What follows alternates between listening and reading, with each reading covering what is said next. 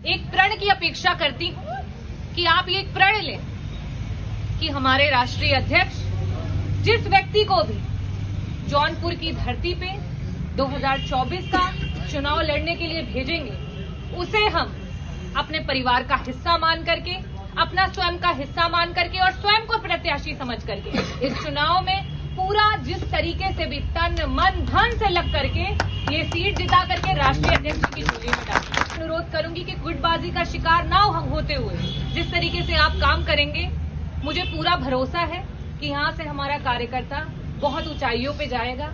जगह जगह पर कहीं से वो बहुत सारे लोग हैं जो जिला पंचायत का चुनाव लड़ना चाहते हैं, बहुत सारे हैं जो कल को विधानसभा का चुनाव लड़ेंगे, सांसदी का चुनाव लड़ेंगे। लेकिन अगर आपके दिमाग में ये हो जाएगा कि नहीं, राष्ट्रीय अध्यक्ष जी ने इनको भेजा लेकिन ये हमारे अनुकूल नहीं है और हम इनके लिए काम नहीं करें, तो आप समझ लीजिए उस दिन आप अपने अनुकूल जो है अपने विरुद्ध काम करने लगे, ही नुकसान कर रहे हैं।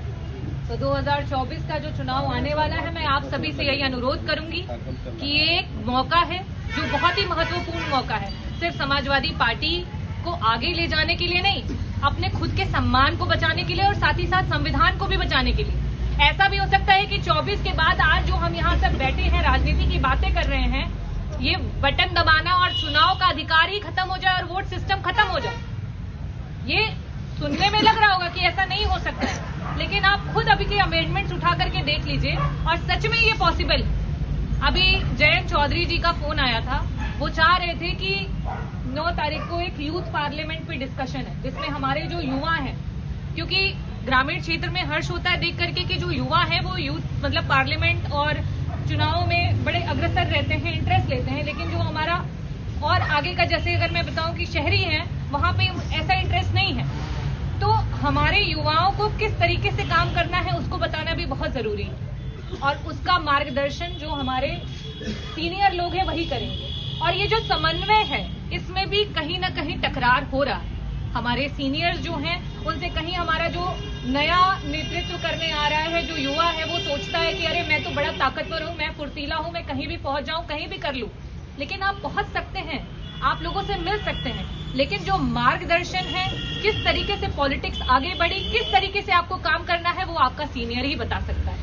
और ये समाजवादी पार्टी की यही सबसे बड़ी खासियत है और इस खासियत को आप अगर कहीं से भी मिटाएंगे, कहीं से भी कम होने देंगे, तो आप अपने आप को कमजोर करेंगे। और मैं 24 में एक और अनुरोध करना चाहती हूँ कि हमेशा राजनीति को ऐसा क्यों बनाया गया है कि सिर्फ ईर्ष्या कि मैं बढ़ जाऊं और दूसरा खत्म हो जाए। क्या यही जीवन है? आप अपने आप से सोचिएगा, घर जाइएगा। और हम अपने बच्चों को क्या सिखा रहे हैं? अगर हम आज ईर्ष्या अपने मन में पाल रहे हैं तो वही तो हमारा बच्चा भी देख रहा है, वही तो वो भी सीख रहा है। अगर आपको आगे बढ़ना है तो आपको सामने वाली लकीर से बड़ी लकीर खींचनी होगी, ये नहीं है कि उस लकीर को काटना होगा। और यही चीज हमें राजनीति में भी करना होगा और मछली शहर ने बार बार ये चीज करके दिखाई है। आपके संगठन ने, समाजवादी पार्टी का जो मछली शहर का संगठन है, उसने पिछले चुनाव में भी ये करके दिखाया और हर चुनाव में करके दिखाया कि जब वो आगे बढ़े हैं तो हम उनसे और भी तेज से और मजबूती से आगे बढ़े हैं। तो इस 24 के चुनाव में भी यही अनुरोध रहेगा कि पहली बात तो जो ये ईर्ष्या कहीं ना कहीं और ईगो कहीं ना कहीं हमें कमजोर कर रहा है, तो अपने आप से प्रण लेना होगा कि राजनीति कोई ऐसी गंदी चीज नहीं है, लेकिन इसे लोगों ने ईर्ष्या के कारण गंदा बना दिया है। यही चीज है जो डिसाइड करती है कि यहाँ पे हमारा बच्चा जो है वो किस प्रकार के स्कूल में पढ़ेगा।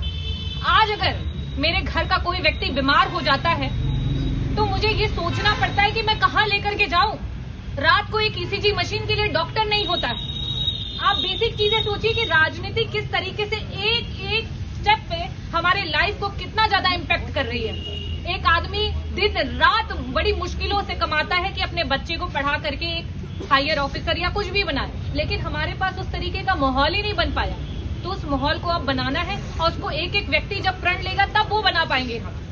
तो हमारी लड़ाई कोई छोटी लड़ाई नहीं है। रोड बनेंगी, रोड टूट जाएंगी, लाइट लगेगी, कुछ सालों बाद वो भी खराब हो जाएगी। ये तो विकास कार्य हैं, अपने होते रहेंगे, जाते रहेंगे, लेकिन जो असली विकास है उसे तो हम भूलते चले जा रहे हैं। आज अगर हमारे पास यहाँ अस्पताल नहीं है जिसकी वजह से हम अपने निजी, अपने परिवार के लोगों को खो दे रहे हैं, तो वो हमारी भी कमी है, क्योंकि हमने किसको चुना और क्यों चुना और हमारी क्या गलतियां रही जिसकी वजह से हमने उनको नहीं जीतने दिया, नहीं आने दिया।